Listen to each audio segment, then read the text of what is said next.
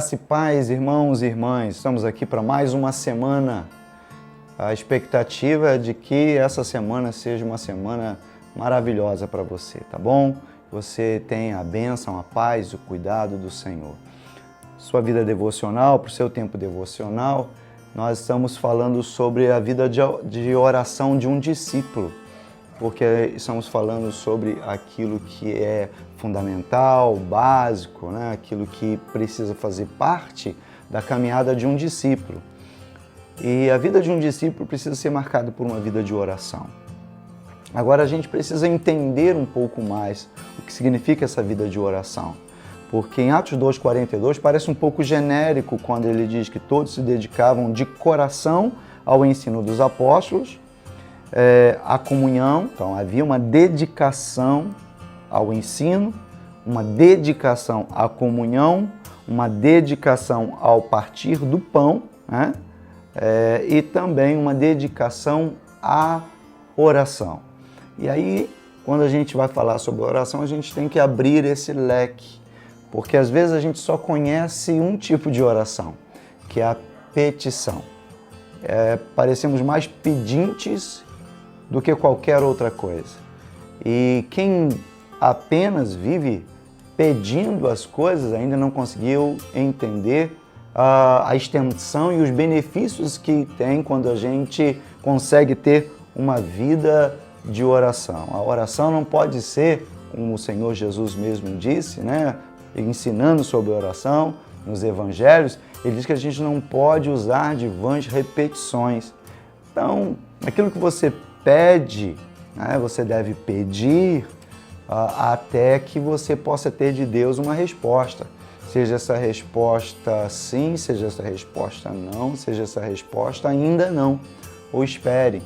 Mas o fato é que a gente não pode fazer da nossa oração só uma oração recorrente na área das petições, porque senão daqui um pouco nós não vamos experimentar Deus como a gente precisa, deve e tem acesso para experimentar mais de Deus na nossa vida. A gente precisa entender que havia um véu que nos separava da intimidade com Deus e em Jesus Cristo esse véu que separava não separa mais.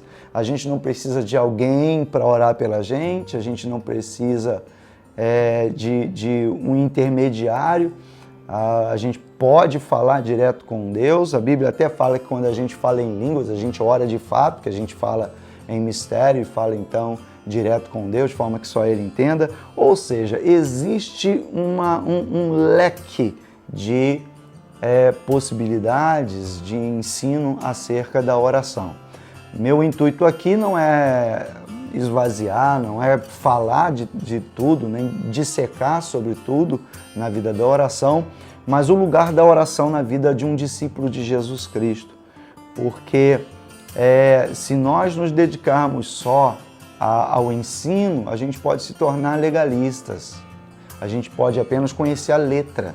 E a Bíblia diz que a letra mata, mas o Espírito vivifica. É na oração, né, que você vai regar essa palavra. É através de uma vida de oração que você vai conseguir obter de Deus uma palavra de sabedoria, que é um dom de Deus.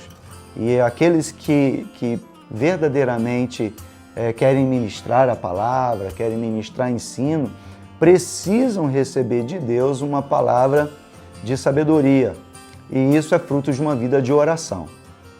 A gente precisa saber a hora de também agradecer, a gente precisa saber a hora de interceder, a gente precisa saber a hora de buscar, a gente precisa saber a hora, o tempo, o modo, o local, e isso a gente quer conversar com vocês aqui durante esta semana. E eu vou aproveitar para fazer também o link da oração e o jejum, né? Que você possa, a partir dessa semana, aprender ou quem sabe, ampliar a sua vida de oração e de jejum bíblico, em nome de Jesus. Então siga com a gente, durante toda essa semana vamos falar sobre a vida de um discípulo, uma vida de oração. Deus te abençoe.